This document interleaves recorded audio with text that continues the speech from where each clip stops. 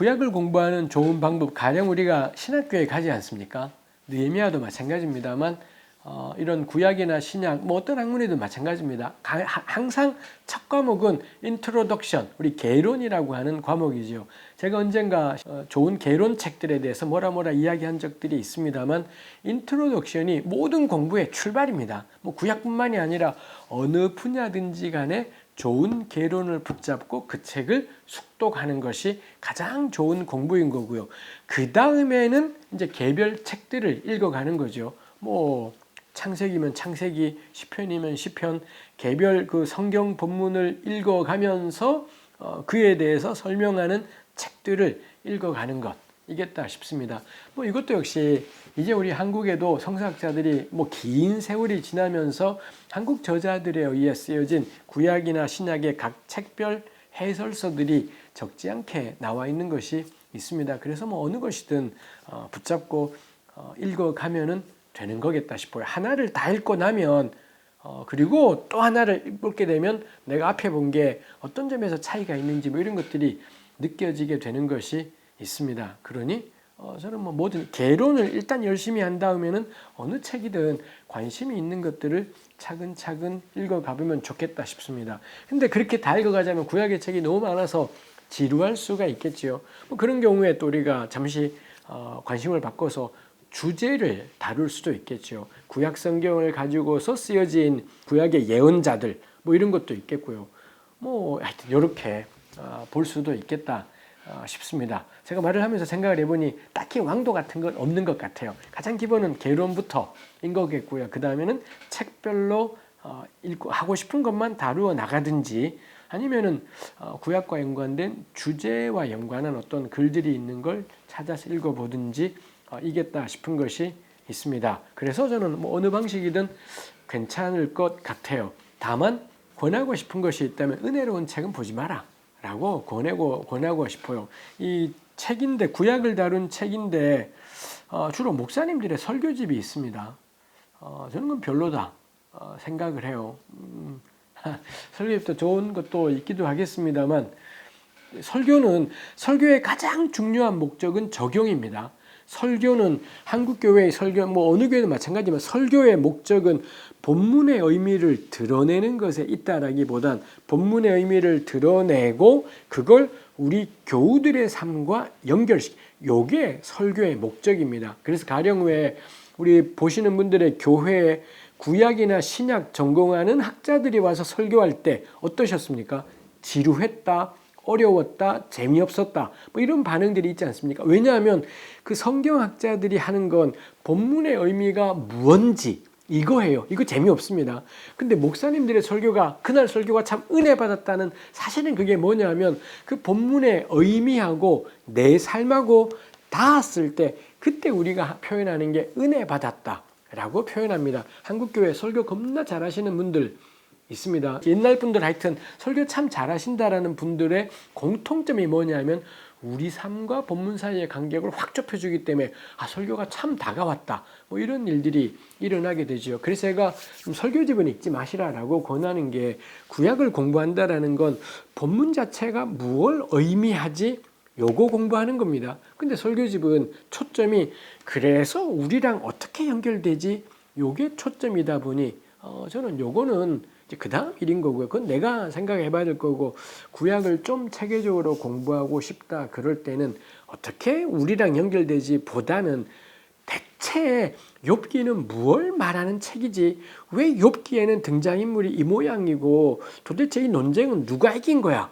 이걸 객관적으로 알고 싶다면 설교집은 읽어봐야지 설교집은 좀 별로다라고 생각을 합니다. 그래서 욥기 자체를 다룬 책들, 가령 우리 느헤미야의 권지성 교수님이라고 있습니다. 그분이 쓴 특강 욥기 이런 책이 있습니다.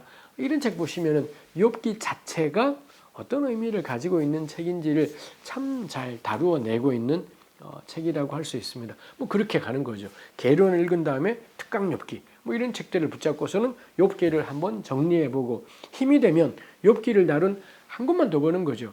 2권 정도만 보아도 저는 꽤 도움이 되는 것이 있습니다. 이 영상을 보시는 목회자들이 있을 수 있습니다. 목회자분들에게는 저는 꼭 권하고 싶습니다. 특히 부교육자 지금 계신 분들이 있지 않습니까? 부교육자 때 담임 목사가 아무리 쪼아대도 쓸데없는 거 하지 마요. 무슨 훈련 그딴 거 1000년을 다녀봐야 저는 소용이 없을 거다 싶습니다. 부교육자 대략 한 10년은 사역하지 부교육자로 있지 않습니까? 그러면 저는 부교육자 때 해야 될 가장 중요한 건 본문을 읽는 겁니다. 본문을 내 힘으로 풀어갈 수가 있느냐. 목사의 가장 중요한 직무는 저는 성경 선생님이라고 생각을 해요. 성경을 잘 풀이하는. 근데 이건 제가 약간 일방적이긴 해요. 목사들 가운데 또 어떤 분들은 한 사람 한 사람들의 삶에 이 연관이 돼야 되는 것도 있겠습니다만, 하여튼 이 성경을 풀어주는 선생으로서 역할도 아주 중요할 텐데, 그걸 위해서 꼭 필요한 게 가령 마가복음이잖아요. 그럼 마가복음에서 중요한 주석들이 뭐가 있느냐, 한 3개 정도를 우리 여기저기 물어보면 추천을 받을 겁니다. 그럼 그 중에 하나를 붙잡고서는 그 한 학기 동안에는 교인들에게 마가복음 강좌를 개설하는 거죠. 그래서는 그 주석책을 내가 내 나름대로 요약해서 그걸 나누는 겁니다. 그러면서 마가복음 1장부터 16장까지를 쭉 가는 거고요. 그 다음에 또 마가복음을 하는 겁니다. 그 대신에 그 주석책은 때리치고 다른 또 하나의 중요한 걸 가지고 그거를 정리해서 내가 이미 가진 것에다가 섞어 넣는 거죠. 그리고 한 번 더 해서 3번째 주석책으로 또 해요.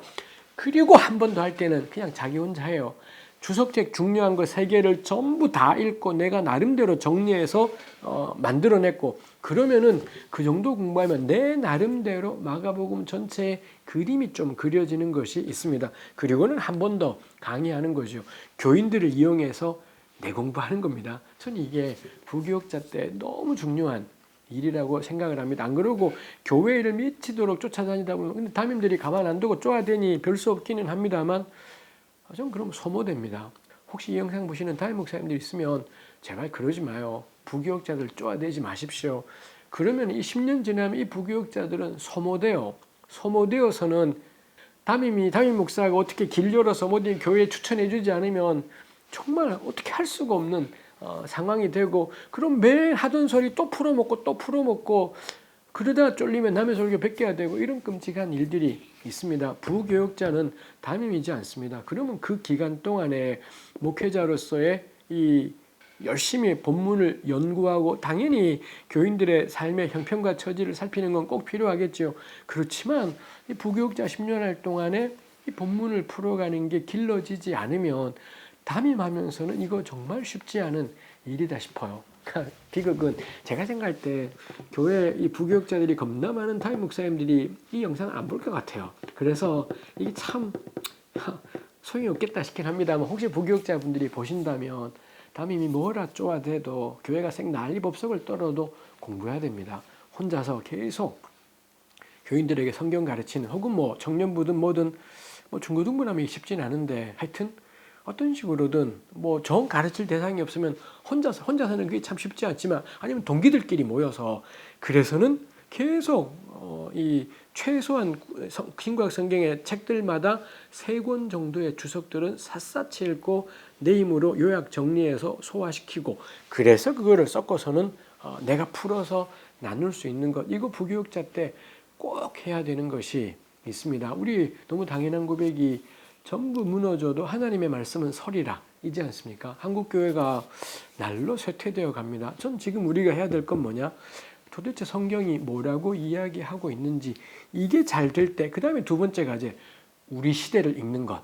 왜? 시대 정신이라고 말하지 않습니까? 하나님 말씀이 뭐라 말하는지를 납득을 하고 그 다음에 시대 정신을 이해하게 될 때 이거 따라가자고 이해하자는 게 아니라, 그래야지 이 영원한 하나님의 말씀을 이 시대에 납득되게 선포하는 것이 가능해요.